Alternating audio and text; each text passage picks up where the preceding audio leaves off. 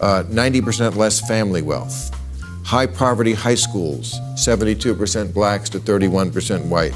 If critical race theory means making children in school fixate on race, I'm not for that. Of guilt, I didn't do anything to your great-great-great-grandfather. Why are you defending critical race theory, which is not history? Did I not just say a moment ago that I think that term has been hijacked? Let's say critical race theory. Why are you defending fallacy, a tendency of people on the left to believe that just because Fox News mentions something, it can't be real? But critical race theory essentially argues that racism is baked into all the systems of American society and that any sort of neutral system is in fact a guise for racial power. Welcome back to the Revardo Show, and do we have a show for you today? Do we? Of course we do. And on this episode, we're going to be talking about a DM that I received. It was about Bill Maher. I asked for those videos that you guys want to talk about. It was about Bill Maher, Ben Shapiro, and this guy named Malcolm Nance. They're talking about critical race theory, and we must discuss it on the Revardo Show. Rolling. This is Ben Shapiro versus Malcolm Nance. Let's get back into hard news. I hate it. We're having such a good time, and now we're going to fight. And now I'm going to make you fight again. But it's okay. But I got to talk about the muzzle laws. There's these laws that are been introduced in a number of states to not talk about critical race theory. Now, critical race theory, I must say, to begin with, I hadn't heard the term probably a year ago. Now I hear it every day. I think Americans are just starting to hear it, and I think no one knows exactly what it is. They know it has 100%. That's 100% correct. Nobody actually knows what critical race theory is. That's how you can tell something's being branded. When people can't define something that they're arguing about. How can you argue about something that you can't even define? That's how you know that it's made up. They're just stirring the pot. They're making up something for everybody to feed on that will receive it. But please don't receive the lie. Roll it. It's something to do with race, and it's some kind of a theory. Right? It has something to do with How would race, you describe it? And then we'll ask, how would you describe it? What is critical race theory? I will admit that I read a lot of critical race theory in law school. So, you know, the work of Derek Bell or Gene Stefanczyk This is and the Richard stuff Delgado. No one knows but you and 6 other people. Right. So, but what matters is what is it practically? It's being taught in schools or some form of. Yes. Ben Shapiro is about to break this down in textbook formation, and I'm pretty sure parents are not mad about critical race theory being taught. I'm pretty sure they're mad at the division and the way that it's being delivered in the classroom. That's not why my child is enrolled in school. There's a certain sort of crystallized version of it that is a lot less complex than what critical race theory actually is. But critical race theory essentially argues that racism is baked into all the systems of American society and that any sort of neutral system is in fact a guise for racial power.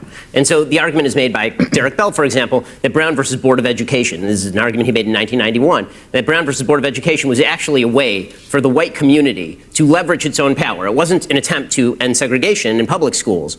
Even things that are purportedly good in terms of race, so long as they uphold these broader systems, things like capitalism or things like the meritocracy, these things are actually just guises for power.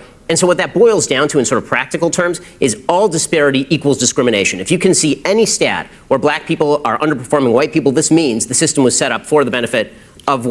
Translation, the critical race theory is set up to create, it's disguised to create division and assign blame on a certain party or a certain person or a certain people, or a certain group of people. White people, and that white people have a duty to tear down these systems in order to alleviate the racism that's implicit in those systems.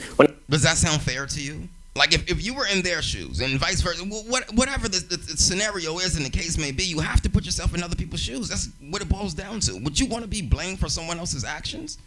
No. When it comes to schools, what this tends to boil down to is kids who are white have experienced privilege because the system was built for white people, and we have to change the standards. Right. Now, okay, well, so Malcolm, you tell me your definition. Oh, I agree with everything he just said. Oh, great.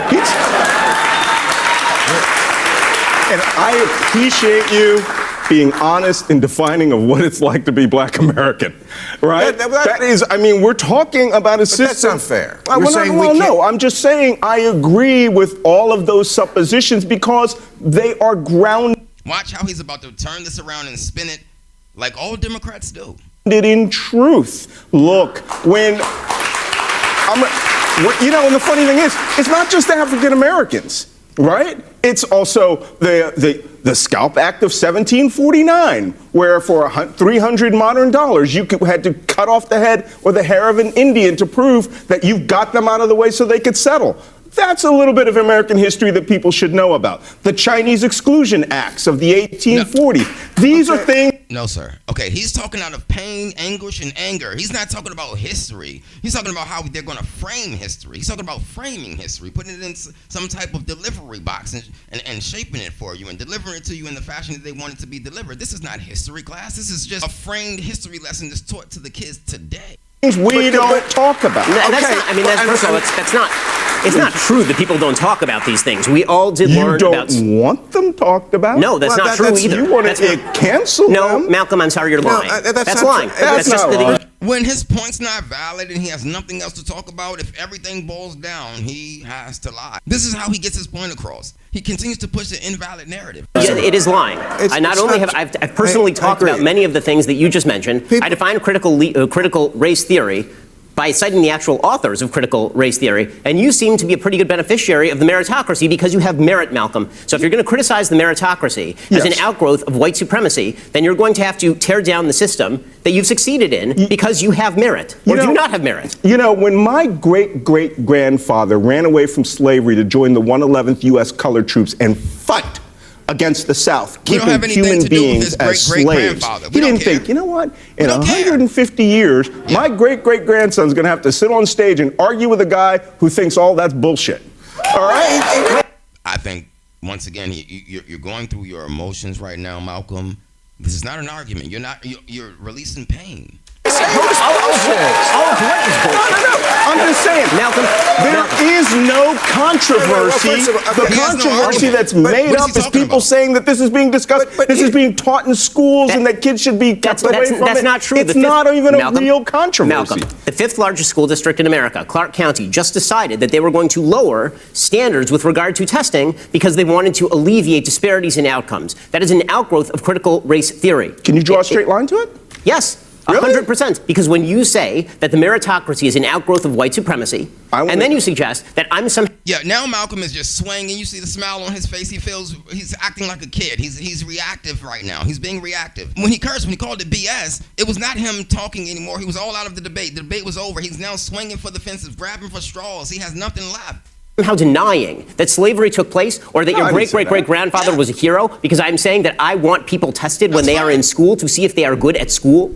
Then what you're purporting to push down is just nonsense. It's sheer bullshit, Malcolm. It's just bullshit. No, but I think it's also a leap to say that... It's BS for Malcolm to say what Ben Shapiro is saying is BS. He thought that was bullshit, because that's not what it is. I mean, are we talking about 2021, or are we talking about 1861? You can do both. You can talk about 2021 and 1861. You can teach history, but you can't divide the kids. It's about the children. We're teaching children who do not know yet of what to believe in. So be mindful of what you're teaching. Don't teach critical race division. That's what you're teaching. It's theoretical division. Because the point is, can we talk about 1861 and 2021? Yes, we can. And you just did. I don't know who's against talking about history. Well, I understand that they want to, in Texas, they're talking about removing references to the Ku Klux Klan. They're talking about removing. Well, I mean, come on. That's Texas. How can you watch Forrest Gump without even knowing who Nathan Bedford Forrest is? Right? I mean, these are people who are historical figures. Because I wanted to watch Forrest Gump. Mind you, I already know who that is, but I still think that's a great movie. Who did bad things. No one is actually saying we want to go back and erase everything and restart and talk to you about these things. Critical race theory is a subject because the Republican right has made it a subject. No real school organizations are mandating this for kids. I hope every Democrat in America takes your perspective, and they will be shellacked at the polls. Roy Teixeira just wrote a piece, the emerging... Exactly. That's how they lose every time. Race baiting. This is what the Democrat Party depend on. This is their playbook. He's just reciting words from the playbook that he only knows. Roll it. Democrat majority, Roy Teixeira, he just wrote a piece about what he called the Fox News fallacy, a tendency of people on the left to believe that just because Fox News mentions something, it can't be real. The reality is a lot of this stuff is taught in schools. You mean like viruses?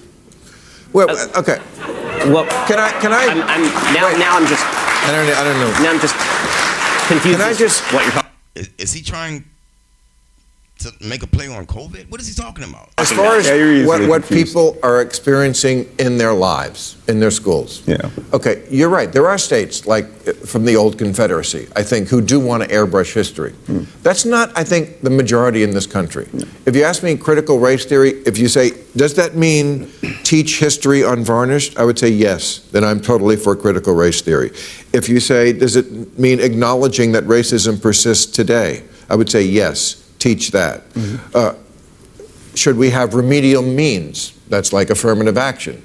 There's lots of people who are against that. I'm still for that. I still think when you read the statistics, and I have some of them here, blacks earn 40% less, 90% less family wealth, high poverty high schools, 72% blacks to 31%. Well, we can talk about how this started and why these statistics may be true, because of the simple fact that when they gave the opportunity to the black woman inside of the house home, when they told them that you can separate from your husband or from your mate in order to live free, and you will receive money for that, then the woman separated from their man and they took the government's way. They took the pathway of the government. They started relying independent on the government, and they became government dependent. And the man was out. Some of those men did drugs and they ended up strung out and had babies still out of wedlock and all of that. And it went on in the 80s, maybe even in the 50s. But this is where that came from. In the black community, basically, black people have to get on their own 2 feet and realize nothing happened because of someone else when you can do something about it. Percent white, live 6 years shorter, half as likely to go to college, 8 times more incarcerated. These are real statistics. The question is, what do we do to address them? These are real statistics. Something about it. You think we should address them? Bootstraps up. You think we should address them? Yeah. Right? The question is, what are we doing about it? Because if critical race theory means making children in school fixate on race, I'm not for that. If it's about collective guilt, I didn't do anything to your great-great-great-grandfather. That's what I was saying before. I don't want to be responsible for that. Right. If it's about, a toxicity of just from being born white. Right. If it's about dividing everybody into oppressor and oppressed and oppressor, I'm not for that. So there are things that are being taught and are going around that I'm not for, that if that was critical race theory, I wouldn't be for. I agree with you, and I don't think that's critical race theory. 100%. But it's being, I agree with Bill Maher. I agree with Bill Maher, and it's very seldom, but there are times that I do agree with Bill Maher. And right here, when he's saying that he can't be the blame for something someone else did to someone else a long time ago, I understand the third-party deliverance. It can't be that, because it's not someone else's fault. If something happened to you, it's not your fault. It's not. We have to get rid of the word fault in order to grow. You can't blame anyone and expect to grow. Roll it. What's happened here as this terminology, sort of like defund the police, has been hijacked and been framed around the left as that they want to do all this. They want to rip down the entire social fabric of America, and they want us to be guilty about everything. I want you to teach history. I had a lot of people in the military. Hold on. I had a lot of people in the military, senior officers who had to make life and death decisions, who were total morons about the cultures and institutions in countries we were going into, and people died because of that. So I have a question. I don't need that here. If we agree that history should be taught, why are you defending critical race theory, which is not history? Did I not just say a moment ago that I think that term has been hijacked and that's not what we're talking about? Okay, so let's say critical race theory. I'm going to go back and repeat that I didn't say that. Okay. But he's still defending it. It's been about 6 minutes or 8 minutes already of him defending, talking about his grandpa, talking about Jim Crow, talking about look at this guy. He's come on. We can't take him seriously. He was creating things, conundrums and impossibilities. Now we see why the Democrats can't seem to hold together their party, because they're creating things that don't make sense and they don't exist. You are literally defending critical race theory by redefining it as just teaching history, which is a cheap semantic trick, and you know it. Is this what you do on your show? Because it sucks. There you go again. So now you can tell he's really upset that he has no merit and no foundation to stand on, so he starts insulting Ben.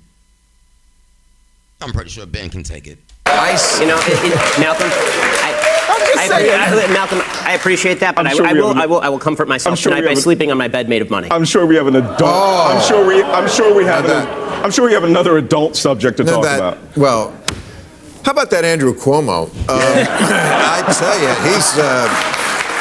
Okay, so that debate shows us exactly why critical race theory is so controversial. That wasn't a discussion. That was two different worlds exploding and colliding over a fictitious word or an idea of critical race theory, which in actuality is just division, balled up and delivered to your children. We don't need that. Drop a comment. Let me know whose argument made more sense to you down below. Please like, subscribe, and share it. Until next time, I love you.